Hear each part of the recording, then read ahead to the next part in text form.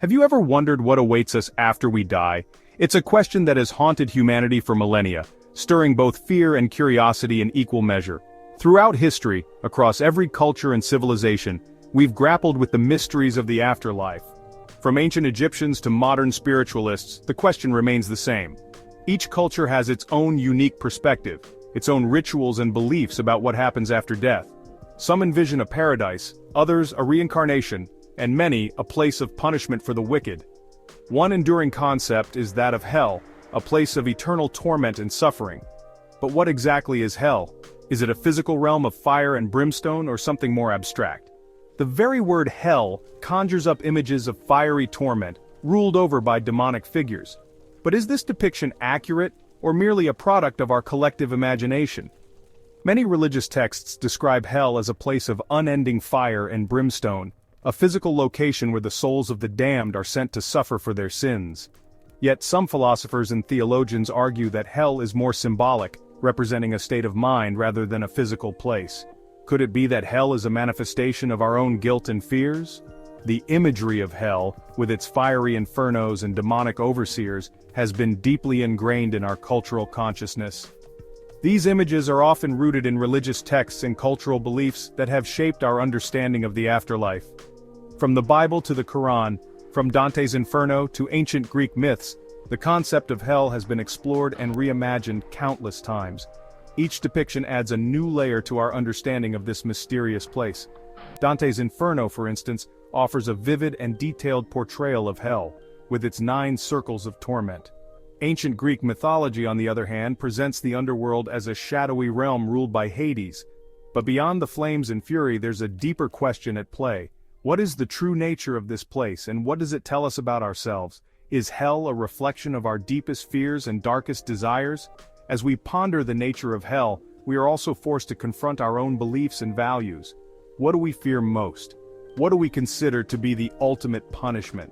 In seeking answers to these questions, we may find that the true nature of hell lies not in some distant realm, but within our own hearts and minds. One of the most vivid and influential depictions of hell comes from Dante Alighieri's epic poem, The Inferno. This literary masterpiece, part of his larger work, The Divine Comedy, has captivated readers for centuries with its intricate and imaginative portrayal of the afterlife. Written in the 14th century, The Inferno takes us on a journey through the 9 circles of hell, each representing a different sin and its corresponding punishment. Dante's journey is guided by the Roman poet Virgil, who leads him through this terrifying landscape, offering insights and wisdom along the way. Dante's vision of hell, inspired by Christian theology, paints a picture of eternal suffering, where souls are tormented for their earthly transgressions. The vivid descriptions of the torments faced by the damned are both horrifying and fascinating, providing a stark warning about the consequences of sin. From the lustful, blown about by fierce winds, to the treacherous, frozen in a lake of ice, Dante's hell is a meticulously crafted realm of poetic justice. Each punishment is carefully designed to reflect the nature of the sin, creating a sense of balance and retribution that is both poetic and terrifying. His work has had a profound impact on our cultural understanding of hell, influencing art, literature, and even our language. Artists and writers throughout history have drawn inspiration from Dante's vivid imagery, creating their own interpretations of hell that continue to resonate with audiences today. Phrases like, "Abandon all hope," "Ye who enter here," and the very concept of a limb-from-limb punishment have their roots in Dante's Inferno. These expressions have become part of our cultural lexicon, symbolizing the ultimate despair and suffering that await those who stray from the path of righteousness. While the Inferno is a work of fiction, it reflects the very real fears and beliefs about sin and punishment that have resonated with people for centuries. Dante's exploration of the human condition, morality, and the consequences of our actions continues to be relevant, offering timeless lessons about the nature of good and evil, and the eternal struggle between them. Dante's Inferno draws heavily from biblical descriptions of hell, particularly from the New Testament. The Bible speaks of hell as a place of outer darkness and unquenchable fire, prepared for the devil and his angels. It's a realm of eternal torment, where the wicked are punished for their sins. The imagery of fire and brimstone is central to many biblical accounts of hell. Fire, in this context, symbolizes God's wrath and the destructive power of sin. The idea of gnashing of teeth evokes a sense of endless suffering and despair. While interpretations of these descriptions vary, the underlying message is clear. Hell is a place to be feared, a consequence of rejecting God's love and choosing a path of wickedness. The concept of hell, however, isn't unique to Christianity. Cultures around the world have their own versions of the underworld, each reflecting their own beliefs about life, death, and morality. In Islam, hell is known as Jahannam, a fiery abyss ruled by angels. It's described as a place of intense heat and suffering, where sinners are punished according to their deeds. Greek mythology speaks of Hades, the underworld ruled by the god of the same name. While not strictly a place of punishment, Hades is a shadowy realm where souls go after death. It's a place of sorrow and separation from the world of the living. In Hinduism and Buddhism, the concept of Naraka, or hell realms, is more about purification than eternal damnation. Souls are reborn into these realms to work through their karma and eventually achieve liberation. Section 5. A glimpse beyond the veil near-death experiences. While religious texts offer detailed descriptions of hell, some claim to have caught a glimpse of this realm through near-death experiences, or NDEs. People who have come close to death often report profound and sometimes disturbing visions, including encounters with beings of light or darkness, feelings of overwhelming peace or terror, and even glimpses of a hellish realm. Some NDE accounts describe fiery landscapes, demonic figures, and an overwhelming sense of dread. While these experiences are subjective and difficult to verify scientifically, they offer a tantalizing glimpse into the possibility of an afterlife that aligns with traditional notions of hell.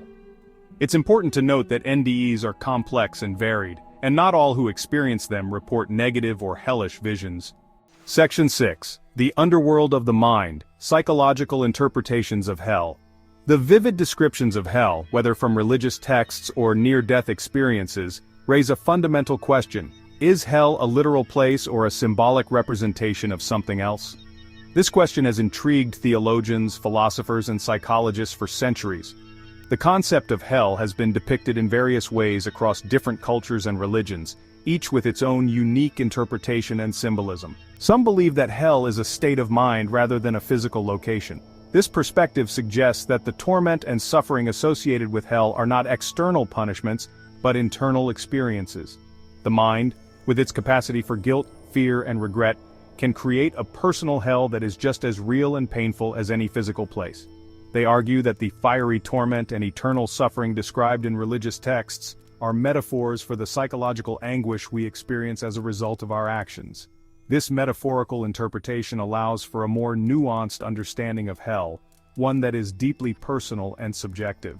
It suggests that our inner demons and unresolved conflicts can manifest as a form of hellish experience. Guilt, regret, remorse, and the pain of separation from loved ones can feel like a kind of hell on earth. These emotions can be overwhelming and all-consuming, creating a sense of despair and hopelessness.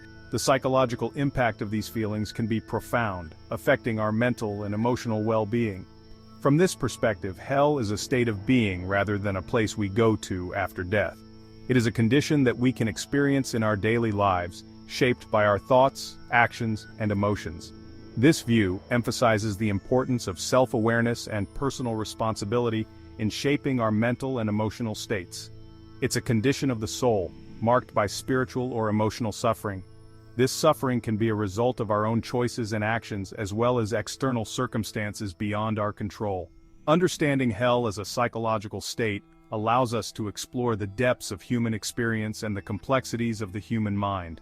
This interpretation aligns with the idea that our thoughts and actions have consequences, not just in this life but perhaps in the afterlife as well.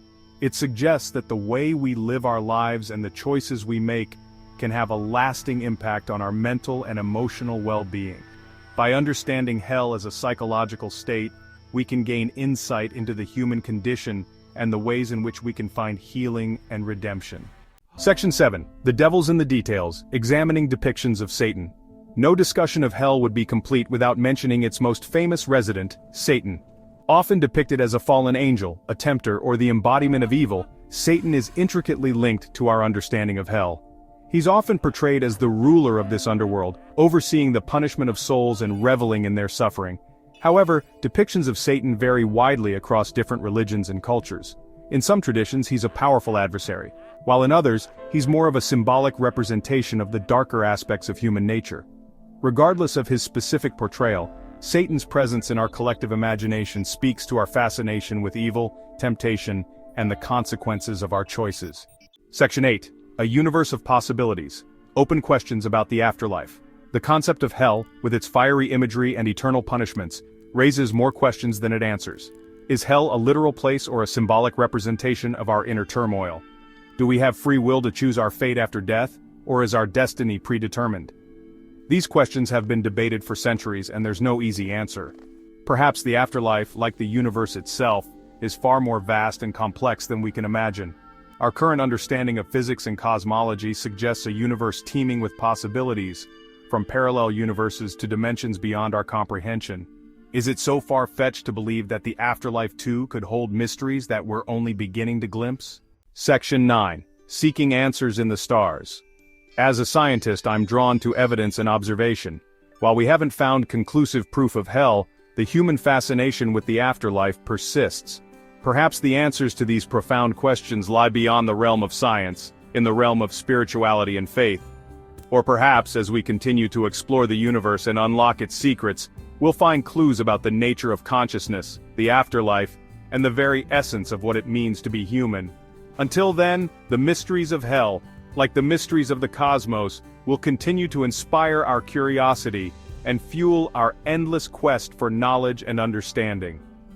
The universe is full of wonders, both seen and unseen, and it's up to us to keep exploring, keep questioning, and keep searching for answers to the biggest questions of all.